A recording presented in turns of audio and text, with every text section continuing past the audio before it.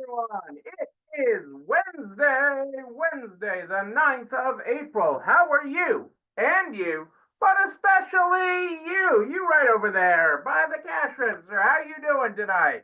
What are you grateful for on this Wednesday night? Tell me about it. Tell me about it. Anybody feeling like it's a full moon? I think it is a full moon. But, anybody feeling it? For like the last 10 days been like a full moon? It does. It does.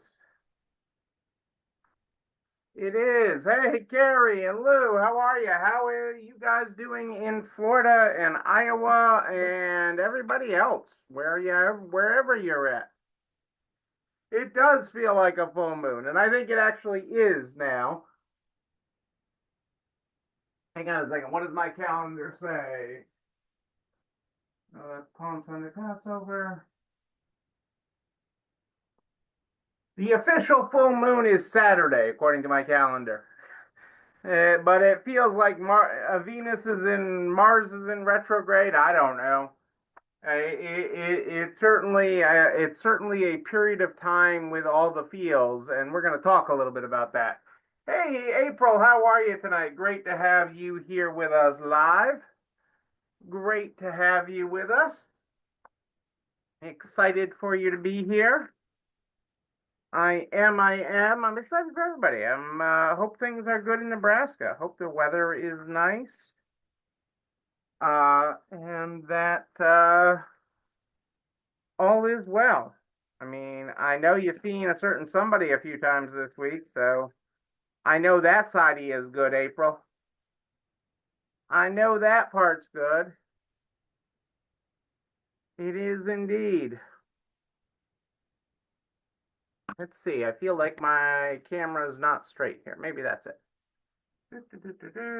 And well, I don't know which way I'm more crooked. Okay, we'll see if that works. I'll stop playing with it. I'll stop playing with it.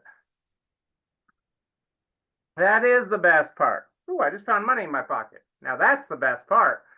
Hey Heather, how are you? It's almost tulip time in Iowa. I know that. In Pella. It's almost time for the tulip festival. I know that's coming. All right, let's get started tonight because I want to get into it, and then I want dinner. I'm thinking dinner. Not that I'm ditching you guys for dinner, but it just sounds good. Dinner sounds like a good plan.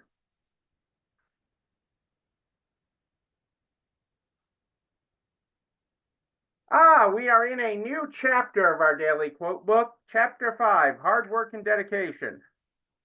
And this says it all for those of us fighting the full moon. Today I will do what others won't, so tomorrow I can do what others can't. Today I will do what others won't, so tomorrow I can do what others can't. Isn't that the truth? Isn't that the truth? So I have been spending, as a resale guy, I've spent an inordinate amount of my day today, and really yesterday, this week, on tariffs.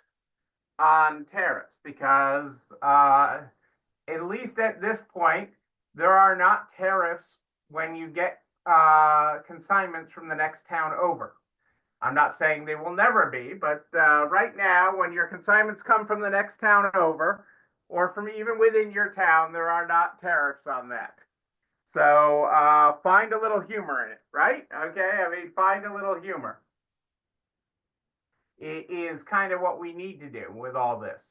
But there's a lot of stress around this, and if you bring in any amount of new merchandise into your store, which you should, we always recommend that you bring in some new merchandise. Why do we recommend that you bring in some new vendor merchandise? Well, we recommend it for a couple of really important reasons.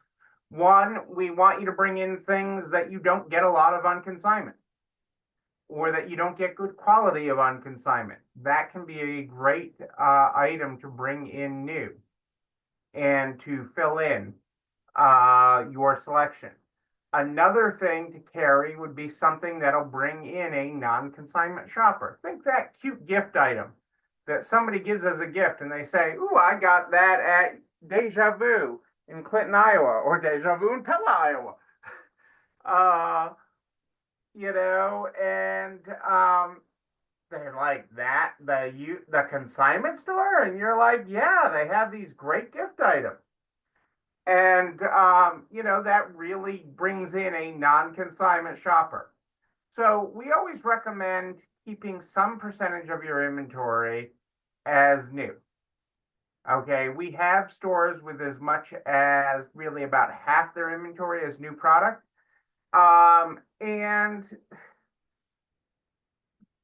of your active inventory, a good amount is somewhere in the 5 to 10% range usually.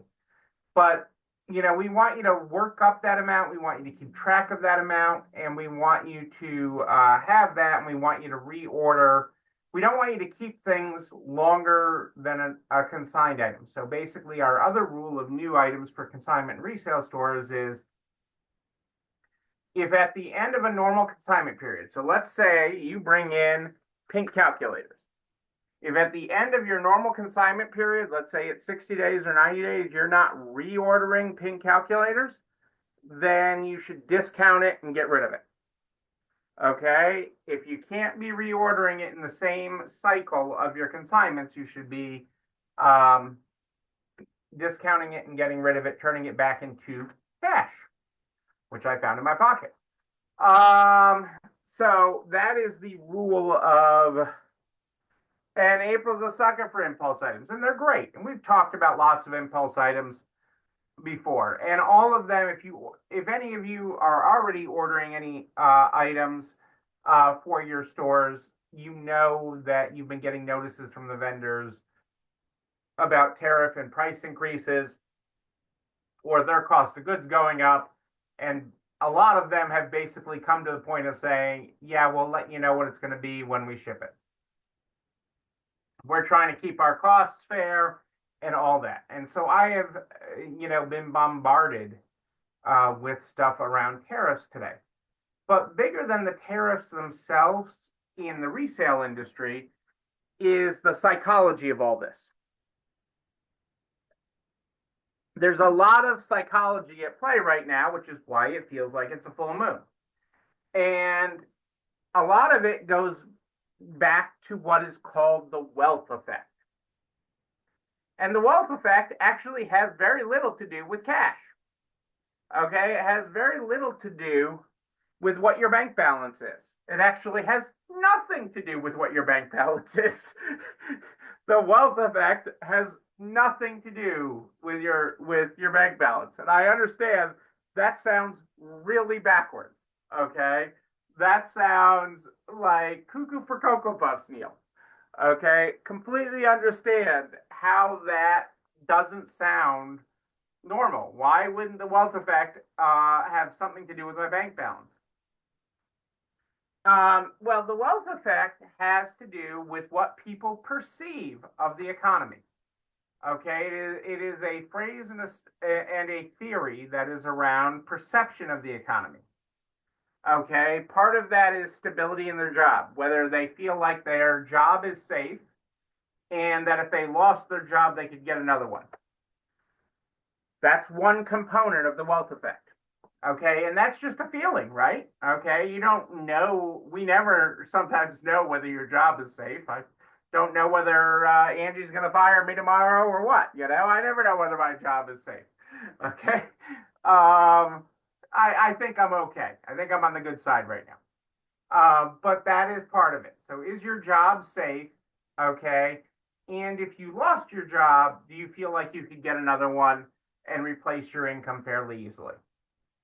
That's one aspect of the wealth effect. Another is, and this is irregardless of whether you own your home values.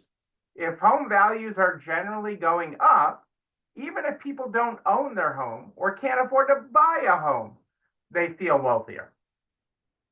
And I know that one sounds crazy too. So even a renter, okay, who's renting from the man, okay, and paying rent every month, okay, feels wealthier if home prices are going up, stable and going up, okay? There is perceived wealth. If you actually own your home, even if you don't, again, bank balance, nothing to do with it, okay? There is money in your home, you feel wealthier. And the third main component of it is the stock market.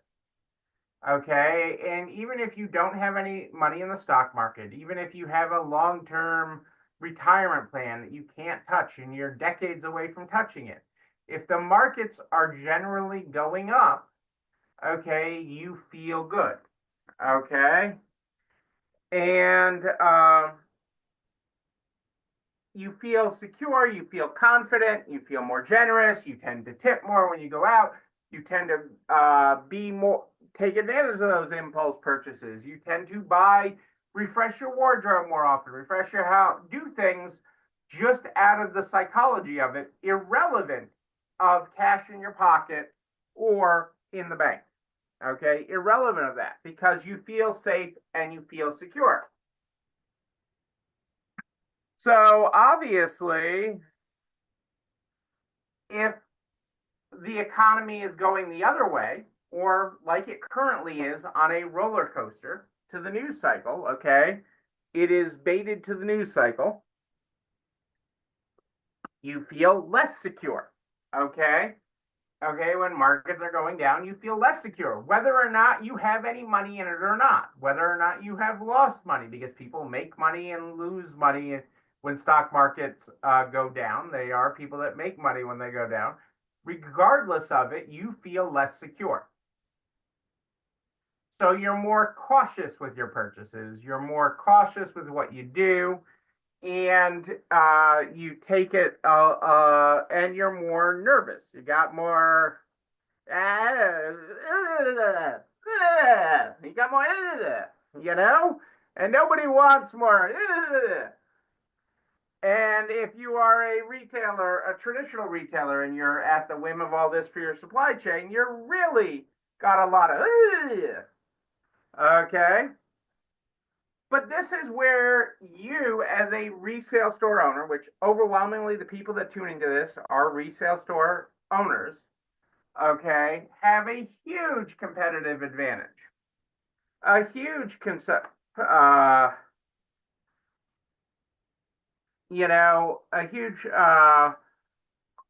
huge advantage.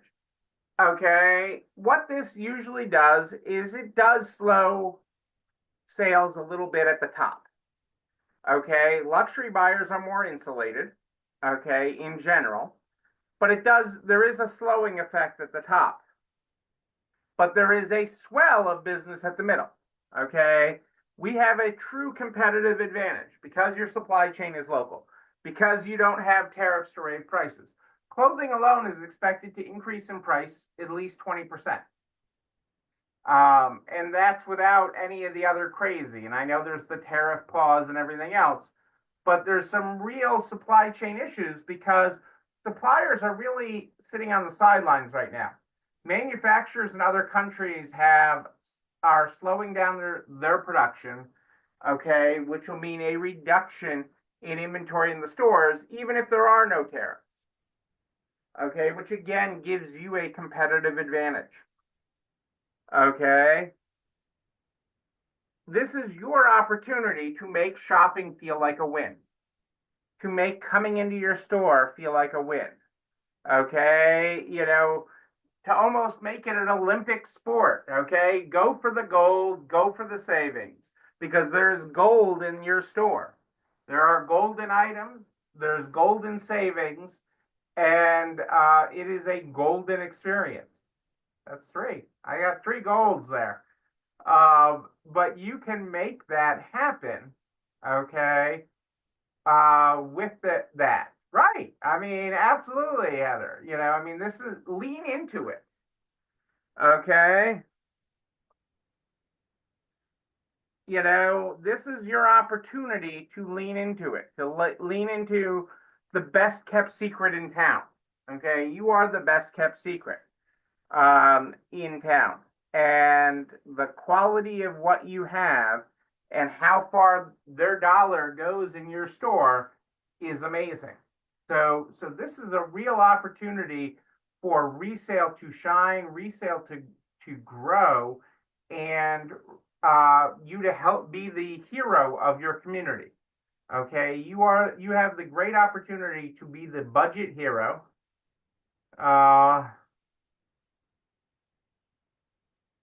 Right, you did a flash sale from 12 to 2 and the lunch hour was crazy. Right. People still have money to spend. Nothing changed. Remember, all these things that I talked about, nothing changed except for their mindset. Their bank account was the same yesterday as it was today. Nothing has changed. Okay, at the retail level, for most things, there's not these big tariffs that people are paying. Yes, this is going to close off the Shein and Temu, but that stuff's crap anyways. You know, the tariffs on footwear, everything else. The 10%, you know, you're going to see that on produce before you see it on, you know, Puma sneakers or anything else. But these things are coming, and it's going to be in the news cycle because, quite honestly, we have a leader who likes to hear himself talk.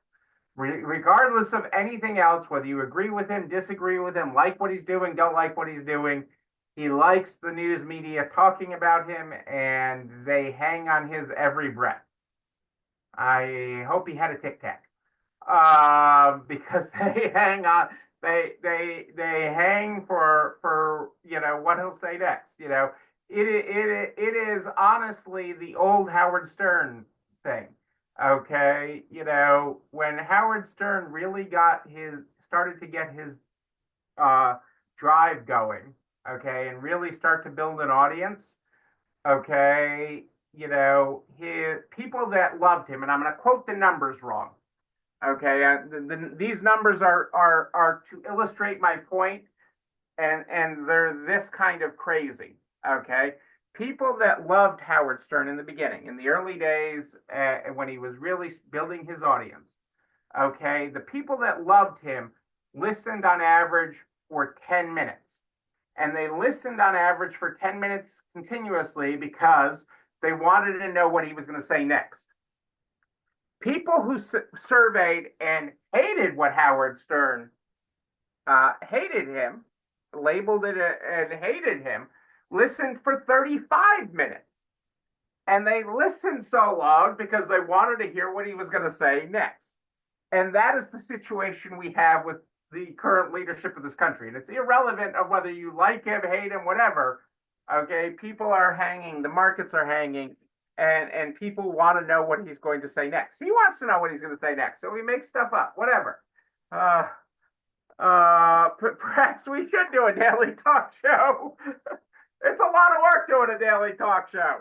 It's a lot of work doing a show. I mean, the prep when I was on 7 days a week back in the early days, the first 2 years of the pandemic, Rose, it was a lot of work. I did a lot of prep for that. It was a lot of work.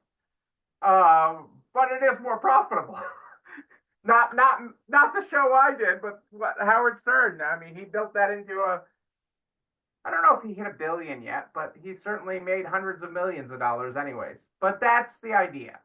Okay, there is this factor, and in your customer's world and in your world, nothing has changed. So for you, and what I recommend, and this is what I've been telling all the people all the traditional retailers that I've been talking to today, or all the stores that have 50% of their inventory in new items, the consignment stores that have that I've been talking to the last couple of days. Okay, limit your news intake, limit it. Okay, this is just like COVID. You don't need, you know, I don't want you to have your head in the sand, but be aware. But be the answer to your customers. Be the budget hero for your customers. Okay, you have a tremendous opportunity here, a tremendous opportunity to grow. Yes, there are going to be challenges. There are going to be things that cost more. You know, your supplies in your store to run your store are going to cost a little bit more, but be the hero. Okay, get out of the psychology of it. Understand the wealth effect, and the reverse of that. Okay, where people feel a little poor, and lean into it because your store has the value. Your store has quality, value, and price. Ain't that nice? Quality, value, and price. Okay, and you can do this. Okay, you can do this because, like our quote said, our quote at the beginning of the show tonight, if you weren't here, was today I will do what others won't, so tomorrow I can do what others can't. You know what else we do? This video and everything I talk about, this video and everything I talk about goes over to the YouTube channel. You're not alone running this store where you can like, comment, subscribe, and oh yeah, ring the bell, ring it so you know when another one drops. You can also share it with all your friends in business, the butcher, the baker, the candlestick maker, so we can help everybody run a better business. I am here every Sunday and Wednesday at More 8 Than Ish, Sunday and Wednesday at More 8 Than Ish, but if you have a question in between, just email me. Neil, Neil at nextlevelresale.com, Neil at nextlevelresale.com. We start the program every night with our unique daily quotes. I read you the one at the beginning multiple times because it really matters. I'm going to read it one more time. Today I will do what others won't, so tomorrow I can do what others can't. Our ending quote tonight is making sacrifices doesn't mean giving up wonderful things, but making room for better opportunities. Making sacrifices doesn't mean giving up wonderful things, but making room for better opportunities. Ladies and gentlemen, I am Neil Abramson. I do like a good party, a wedding, a bar mitzvah even. We will definitely party again. But until then, and until Sunday at More 8 Than Ish, know that you, but most importantly you, yes, you're not alone running this store. Have a great night, everybody. Feel wealthy. It's time for dinner.